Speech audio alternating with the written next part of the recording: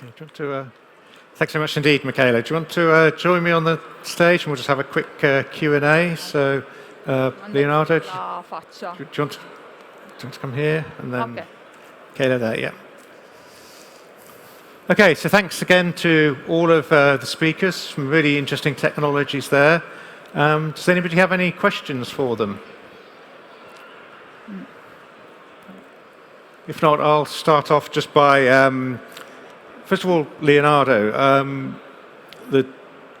I think your example of taking polypropylene from packaging and then turning it into automotive compounds is actually kind of classic example of upcycling, because that's what upcycling is about. And I guess it's coming from your background as a compounder that you're almost treating that recycled polypropylene, irrespective of where it's coming from, just as raw material polypropylene. Yes, we was thinking about the best, let's say, material available in the market.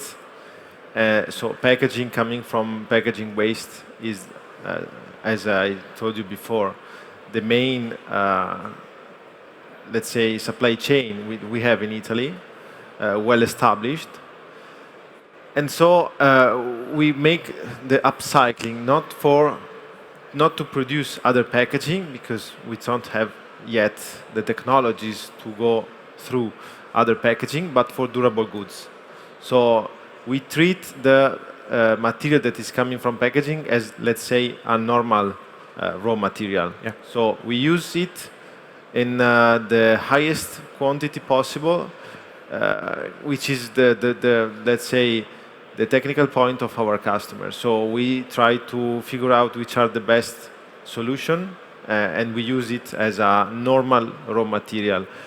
We can do it because we have a constancy, because we have quantity, and so we are not just like doing marketing projects or gadgets and so on, but industrial project with tons and tons of material, and that's what we do, what we call upcycling. Yeah, absolutely. I think that's a great example of upcycling. You talked about the different ratios in the blends, and the case studies you gave, I think, had between like 30 and 60% recycled content. What typically decides that? Is that being dictated by the customer? Is it a mechanical property issue or color issue or just an economic issue? What kind of sets that limit? Let's say that at the beginning of this journey, customers, they went to us asking for 100% recycled. Okay. And we had to say this year no to many projects. But then they come back because they see that 100% of recycling is not feasible. So we try to, the second question was, okay, let me know which is the highest percentage that you can use in the compound. Yeah. And then we had several trials, several years of R&D activities. So any different application has its own, let's say, recipe. So usually we used to suggest for the best application, the most demanding ones, 30%, which is the right balance between mechanical, chemicals, costs, and environmental benefits. But okay, some other application where we don't have such huge quantity of norms, of constraints, and we can go up to 50 or 60%. Okay. We have also 100% that is going in the market, but is for, let's say, simple application. Is not our core business. Yeah. Okay. Thanks so much for that. Thanks very much indeed for that. Dimitris, you presented some really interesting results there for IncroSlip, and I was interested in how you were presenting that for how it improved the recycling of plastics. I mean, from your perspective, is the best point to include it at the very start of a product's life? So in that initial, add it to the virgin polymer for the first product, so then you're getting the benefit there. But then from what you were presenting, then that benefit continues in the recycled plastics. Is that kind of the way you see it, or are you promoting it as a additive that when you recycle, you add it at that stage, at the recycling stage, to restore the properties back to virgin? Yes, good question. It's a slip additive, which means that typically people need to add it for the slip effect, the processing effect, when you start converting, when you start making a product, whether it's made out of recycled plastic or virgin plastic. When we started working around CPE, we had a more defensive, let's say, approach. We thought, let's start from a very ideal clean system, virgin HDPE, and investigate if we have a negative impact using our product. We found that it's actually the other way around. And through more and more projects, we found out that let's say, the ideal scenario is start with your product, optimize the processing into the most sustainable way, save energy, make a better quality product, save material, and then have a less degraded polymer. And then when you recycle it, you will see all these benefits. For example, the study I just showed about the mechanical recycling study, that was done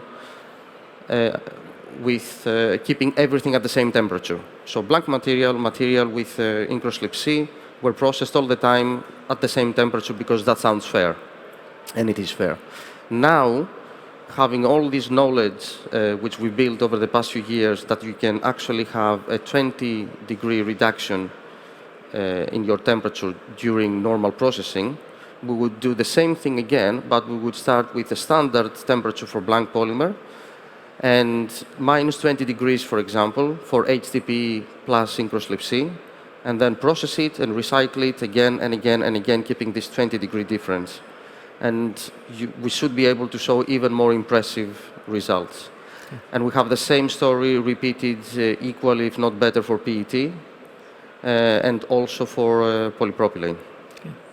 Okay. You showed in the results that there was a very slight drop in concentration in Incroslip with each cycle. I think you said it was through the washing cycle. Yes.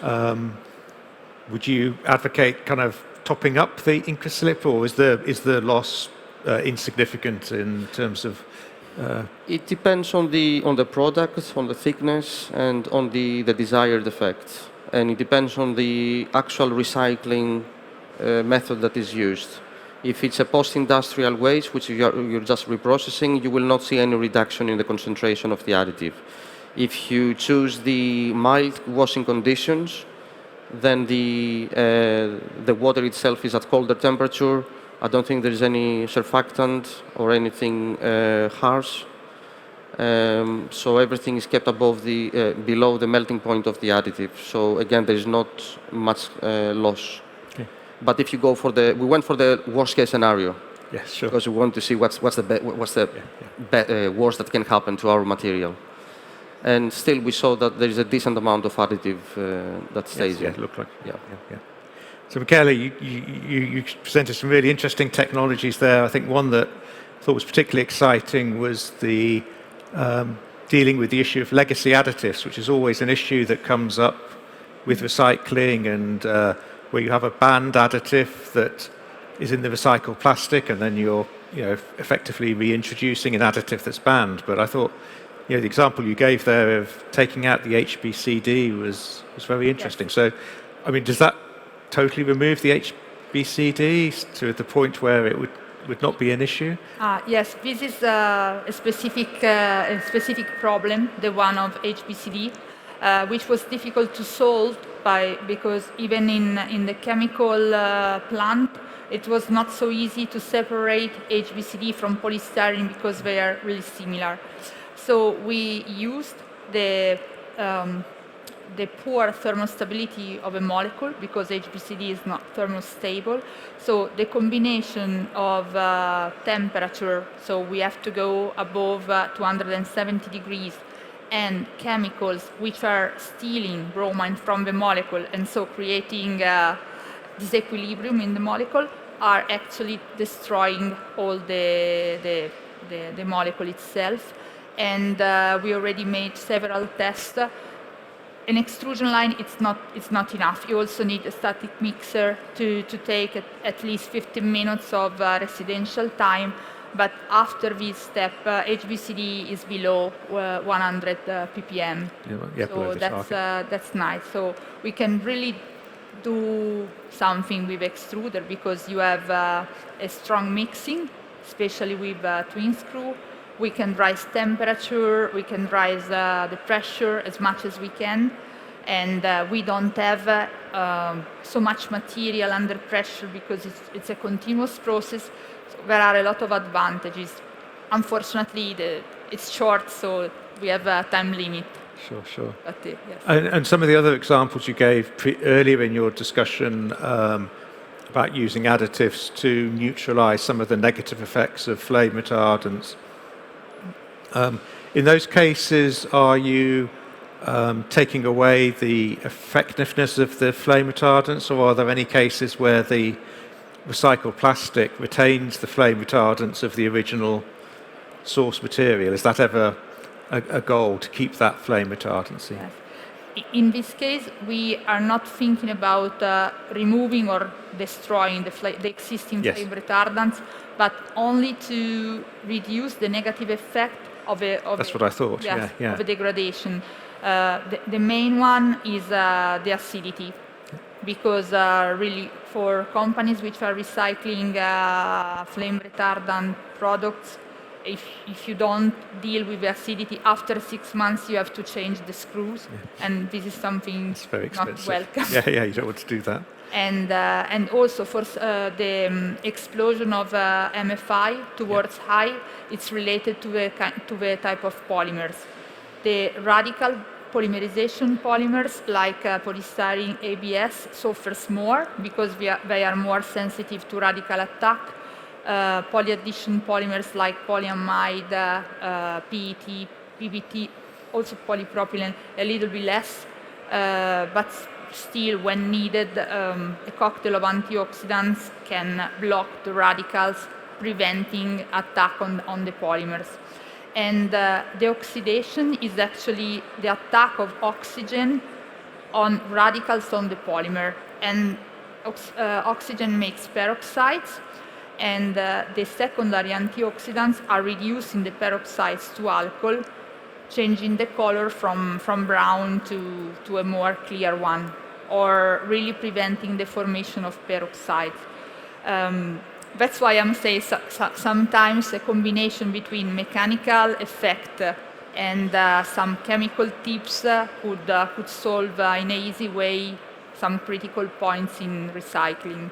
Yeah. So, thank you. Okay, thanks so much indeed for that, and thanks to all of our speakers. We're out of time now, so please join me in thanking all of the speakers for this excellent technology showcase.